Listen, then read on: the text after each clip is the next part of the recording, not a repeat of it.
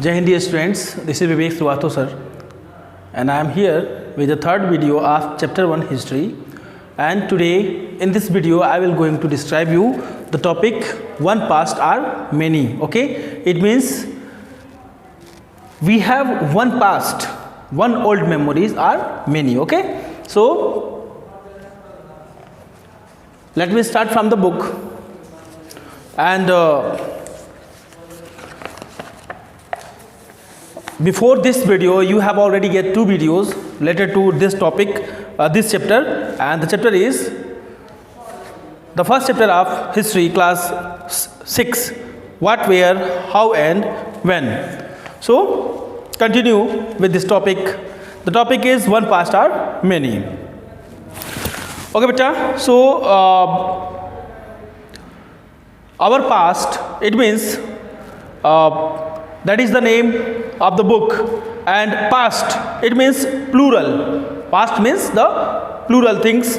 So the fact the past was different from different groups of the people, it means the clearly means by that the past. Okay, so different past for different group of people. The lives of hundreds of farmers were different from those of the kings and queens. The lives of merchants were different from those of craft persons, and so on. Also, it is true even today, people follow different practices and customs in different parts of country. However, today most people living in Andaman Island get their own food by fishing, hunting and collecting forest produce. By contrast, most people living in cities depend on the others for supply of foods.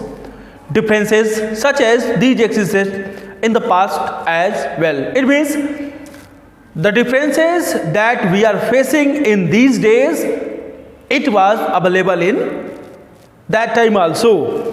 Besides, there is another kind of difference. We know a great deal about kings and the battles they fought because they kept record of their victories. Generally, ordinary people such as hunters, fishing folk, gatherers, farmers or hundreds of did not keep record of what they did. It means, for simple example, if we are not famous, okay, then what are we doing? It can't be known in the next 100 years. Okay, it means after our death, if we are not famous in this time, our history will not be known as. Clear? Okay beta. So archaeology help us to find out about their lives. There is much that remains unknown. Okay, so next topic is what do dates mean. It means what is the importance of dates. If somebody asks you the date, you will probably mention the day, months and year. 2000 and something. These years are counted from the date generally assigned to the birth of Jesus Christ, the founder of Christianity. So 2000 means 2000 years after the birth of Christ. Okay, so all dates before the birth of Christ are counted backwards and usually have letters BC. BC means before Christ. Okay, before Christ.